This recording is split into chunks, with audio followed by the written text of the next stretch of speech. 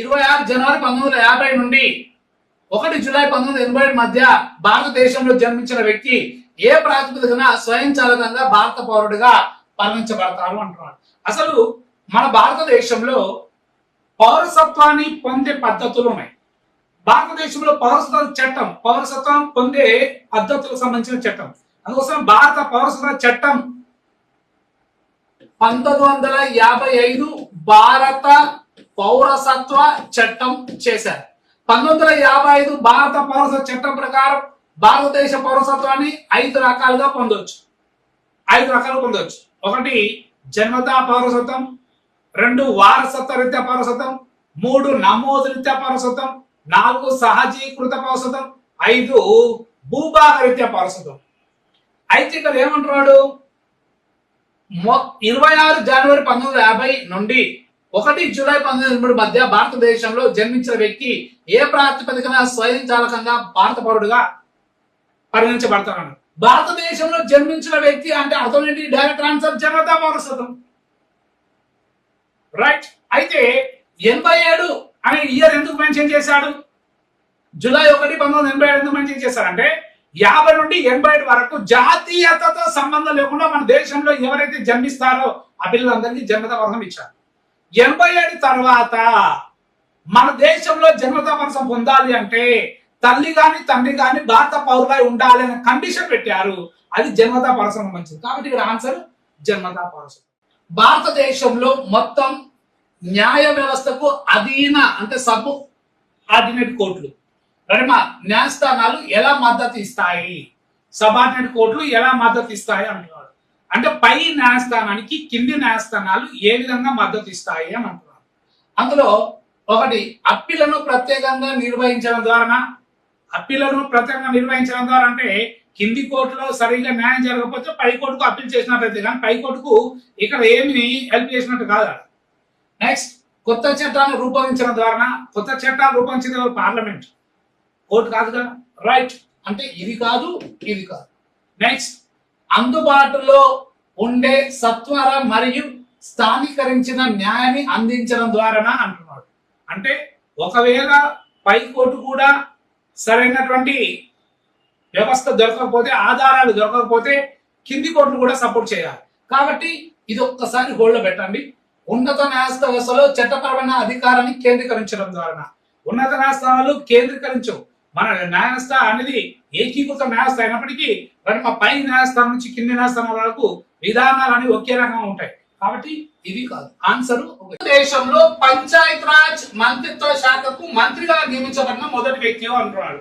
భారతదేశంలో పంచాయత్ రాజ్ మంత్రిత్వ శాఖకు మంత్రిగా నియమించబడిన వ్యక్తి ఎవరంటే, అసలు భారతదేశంలో పంచాయత్ రాజ్ మంత్రిత్వ శాఖను ఏ సంవత్సరంలో ఏర్పాటు చేశారమ్మంటే 2004వ సంవత్సరం మే 27న ఈ శాఖను అంటే పంచాయతీరాజ్ మంత్రిత్వ శాఖను ఏర్పాటు చేయడం జరిగింది. అసలు అంతకంటే ముందు ప్రత్యేకంగా మంత్రిత్వ శాఖ, పంచాయతీ వ్యవస్థకు మంత్రిత్వ శాఖ అంటూ లేదు. మొదటిసారిగా కేంద్రంలో పంచాయతీరాజ్ మంత్రిత్వ శాఖను 2004 మే 27న ఏర్పాటు చేశారు. అయితే మే 27న ఏర్పాటు చేయడం జరిగింది ఈ శాఖను. దానికి తొలి మంత్రిగా మణిశంకర్ అయ్యర్ గారిని నియమించారు. అప్పుడు మన్మోహన్ సింగ్ ప్రధానమంత్రి ఉన్నప్పుడు మణిశంకర్ అయ్యర్ గారు 2004 నుండి 2009 వరకు ఈయన కేంద్ర పంచాయతీరాజ్ మంత్రిత్వ శాఖకు మంత్రిగా పనిచేయడం జరిగింది. ఈయన మొదటి వ్యక్తి, పంచాయతీరాజ్ శాఖకు మంత్రిగా పనిచేసినటువంటి మొదటి వ్యక్తి మణిశంకర్ అయ్యర్ గారు. ఇప్పుడు క్వశ్చన్ ఆన్సర్ డైరెక్ట్ వచ్చేసింది. మరి ఇప్పుడు మొట్టమొదటి వ్యక్తి ఈయనైతే ప్రస్తుతము నరేంద్ర మోడీ ప్రభుత్వంలో పంచాయతీరాజ్ మంత్రిత్వ శాఖకు మంత్రి ఎవరు అంటే రాజీవ్ రంజన్ సింగ్ గారు.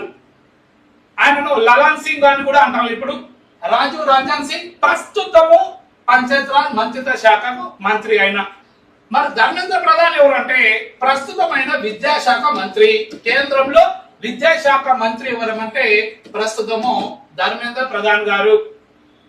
శివరాజ్ సింగ్ ఎవరమంటే శివరాజ్ సింగ్ ప్రస్తుతము కేంద్రంలో వ్యవసాయ శాఖ మరియు రైతు సంక్షేమ శాఖ మంత్రి. వ్యవసాయ వ్యవసాయ శాఖ మరియు రైతు సంక్షేమ శాఖ మంత్రి, రైతు సంక్షేమ శాఖ మంత్రి శివరాజ్ సింగ్ గారు. రైట్. సో ఇప్పుడు మనకు డైరెక్ట్ ఆన్సర్ ఏమంటే మణిశంకర్ అయ్యర్ గారు. డిసెంబర్ 2025లో విద్యా హక్కు చట్టం 2009లోని నిబంధనలకు అనుగుణంగా పాఠశాలలో శారీరక మరియు మానసిక శిక్షలపై రాష్ట్ర వ్యాప్త నిషేధాన్ని కింది వాటిలో ఏ రాష్ట్రం అమలు చేసింది అంటున్నాను. మొన్న రీసెంట్లీగా 2025 సంవత్సరంలో ఈ యొక్క 2009 చట్టంలోని నిబంధనలను అనుగుణంగా చేసుకొని విద్యార్థులపై జరుగుతున్నటువంటి శారీరక మానసిక శిక్షల ఈ యొక్క శిక్షలపై నిషేధం కోసము ఇటీవల కాలంలో రాష్ట్ర వ్యాప్త నిషేధాన్ని చేపట్టిన రాష్ట్రం ఏదంటే మహారాష్ట్ర రాష్ట్రం. మరి ఈ 2009లో విద్యాకు చట్టము చేస్తే అది 2010 ఏప్రిల్ 1న విద్యాకు చట్టం అమలులోకి రావడం జరిగింది.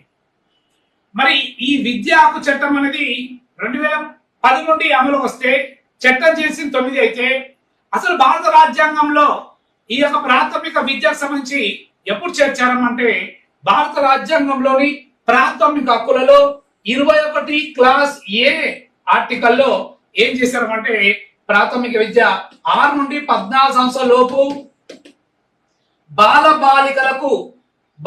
బాలికలకు